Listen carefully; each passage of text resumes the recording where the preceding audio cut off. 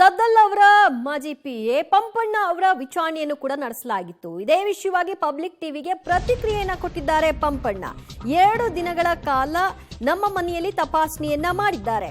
ಅಧಿಕಾರಿಗಳು ಕೇಳಿದಂತಹ ಎಲ್ಲಾ ಪ್ರಶ್ನೆಗಳಿಗೆ ನನ್ನಿಂದ ಏನೆಲ್ಲ ಗೊತ್ತು ಆ ಎಲ್ಲ ಉತ್ತರವನ್ನ ಕೊಟ್ಟಿದ್ದೀನಿ. ಹಗರಣದಲ್ಲಿ ನನ್ನ ಹೆಸರು ಕೇಳಿ ಬಂದಿರುವುದೇ ನನಗೆ ಅಚ್ಚರಿ ಆಗ್ತಾ ಇದೆ.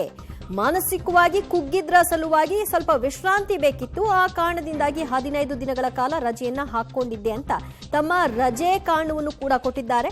ಇಡೀ ವಿಚಾರಣೆ ಬಳಿಕ ಪಬ್ಲಿಕ್ ಟಿವಿಗೆ ಪಂಪಣ್ಣ ಅವರು ಮಾತನಾಡಿದ್ದಾರೆ. ಈ ಇಡೀ ಪ್ರಕರಣಕ್ಕೆ ಸಂಬಂಧಪಟ್ಟ ಹಾಗೆ ಏನೆಲ್ಲ ತನಿಖೆ ಆಗ್ತಾ ಇದೆ, ತನಗೇನು ಮಾಹಿತಿ ಇದೆ ಮತ್ತು ಅದು ಯಾವ ರೀತಿ ತನಗೆ ಅಚ್ಚರಿ ಹುಟ್ಟಿಸಿದೆ ಅಂತ ಹೇಳಿಕೆ ಕೊಟ್ಟಿದ್ದಾರೆ.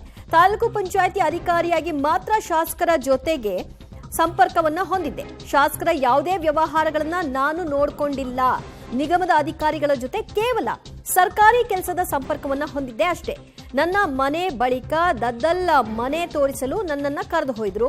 ಪುನಃ ವಿಚಾರಣೆಗೆ ಕರೆದ್ರೆ ನಾನು ವಿಚಾರಣೆಗೆ ಹಾಜರಾಗ್ತೀನಿ ಅಂತ ಪಬ್ಲಿಕ್ ಟಿವಿಗೆ ದದ್ದಲ್ ಅವರ ಮಾಜಿ ಪಿಎ ಪಂಪಣ್ಣ ರಾಠೋಡ್ ಪ್ರತಿಕ್ರಿಯೆಯನ್ನ ಕೊಟ್ಟಿದ್ದಾರೆ. ಹಗರಣ ಹಿನ್ನೆಲೆ ರಾಯಚೂರಿನಲ್ಲಿ ಈ ದಾಳಿ ಮಾಡಿದಂತ ಇಡಿ ಅಧಿಕಾರಿಗಳು ಸತತವಾಗಿ 2 ದಿನಗಳ ಕಾಲ ಬಸನಗೌಡ ದದ್ದಲ್ ಅವರ ಮನೆಯಲ್ಲಿ ಪರಿಶೋಧನೆಯನ್ನು ಮಾಡಿದ್ರು. ಜೊತೆಗೆ ಅವರ ಮಾಜಿ ಪಿಎ ಮತ್ತು ಸರ್ಕಾರಿ ನೌಕರರಾಗಿರ್ತಕ್ಕಂಥ ಪಂಪಣ್ಣ ಅವರ ಮನೆ ಮೇಲೆ ಕೂಡ ಏನೋ ದಾಳಿ ಮಾಡಿ ಸಾಕಷ್ಟು ವಿಚಾರಗಳನ್ನು ಮಾಡಿದ್ರು, ಸಾಕಷ್ಟು ದಾಖಲೆಗಳ ಪರಿಶೀಲನೆಗಳನ್ನು ನಡೆಸಿದ್ರು. ಅದು ಸಂಪೂರ್ಣವಾಗಿ ಮುಗಿದ ನಂತರ ಪಂಪಣ್ಣ ಅವರನ್ನ ಏನು ಬಿಡುಗಡೆಗೊಳಿಸಿ ಕಳಿಸಿರುವಂಥದ್ದು. ಈಗ ಪಂಪಣ್ಣ ಅವರು ನಮ್ಮ ಜೊತೆಗೆ ಇದ್ದಾರೆ. ದಾಳಿಯಲ್ಲಿ ಏನೆಲ್ಲ ವಿಚಾರಗಳಿತ್ತು, ಏನೆಲ್ಲ ವಿಚಾರಣೆಯನ್ನು ಮಾಡಿದ್ರು ಅನ್ನುವಂಥದ್ದು. ಸರ್, 2 ದಿನಗಳ ಕಾಲ ನಿಮ್ಮನ್ನು ವಿಚಾರಣೆಗೆ ಒಳಪಡಿಸಿದ್ರು. ವಿಚಾರಣೆಯಲ್ಲಿ ಏನು ಬಹುಮುಖ್ಯವಾಗಿ ನಿಮ್ಮನ್ನು ಏನು ಪ್ರಶ್ನೆ ಮಾಡಿದಂತ? ಏನಿಲ್ಲ, ಅದು ಒಂದು ಹಗರಣದಲ್ಲಿ ನನ್ನ ಹೆಸರು ಕೇಳಿ ಬಂದಿದೆಯಲ್ಲ, ಹೌದೇನೋ ಅಂತ ಪ್ರಶ್ನೆ ಮಾಡಿದರು. ಹಾಗಾಗಿ ನಾನು ಅದಕ್ಕೆ ತಕ್ಕಂತೆ ಏನೋ ಉತ್ತರ ಕೊಟ್ಟಿದ್ದೀನಿ. ಈಗ ಮುಖ್ಯವಾಗಿ ಏನೋ 55 ಲಕ್ಷ ರೂಪಾಯಿಯನ್ನು ನೀವು ಪಡೆದಿದ್ರಿ ಒಂದು ಹಗರಣದಲ್ಲಿ ಅನ್ನುವಂಥದ್ದು. ಈಗಾಗಲೇ ಕಸ್ಟಡಿಯಲ್ಲಿ ಇರ್ತಕ್ಕಂಥ ಅಧಿಕಾರಿಗಳು ನಿಮ್ಮ ಹೆಸರನ್ನು ಹೇಳಿದ್ದಾರೆ, ನಿಮ್ಮ ಮೇಲೆ ಆರೋಪ ಕೇಳಿ ಬಂದಿದೆ. ಈ 55 ಲಕ್ಷಕ್ಕೂ ನಿಮಗೂ ಏನು ಸಂಬಂಧ ಸರ್? ಇಲ್ಲ, ನನಗೆ ಏನು ಸಂಬಂಧ ಇಲ್ಲ. ಅಲ್ಲಿ ನನ್ನ ಹೆಸರು ಯಾಕೆ ಬಂತು ಅನ್ನೋದು ಅದೇ ಪ್ರಶ್ನೆ ಇದೆ. ಅದು ತನಿಖೆ ನಡೀತಾ ಇದೆ. ಈಗ ತನಿಖೆಯಿಂದನೇ ಹೊರಗೆ ಬರ್ತದೆ ಅಷ್ಟೇ. ಈಗ ನೀವು ದದ್ದಲ್ ಅವರಿಗೆ ಏನು ಆಪ್ತ ಸಹಾಯಕರಾಗಿಯೂ ಇಲ್ಲ, ಸರ್ಕಾರಿ ಕೆಲಸದಲ್ಲಿ ಇದ್ದೀರಿ. ಆದರೆ ಈ ವಾಲ್ಮೀಕಿ ಹಗರಣದ ಒಳಗಡೆ ನಿಮ್ಮ ಹೆಸರು ಬರಲಿಕ್ಕೆ ಕಾರಣ ಏನು? ಯಾಕೆಂದ್ರೆ ನಿಗಮದ ಜೊತೆ ನಿಮ್ದು ಏನಾದರೂ ಟಚ್ ಇತ್ತಾ?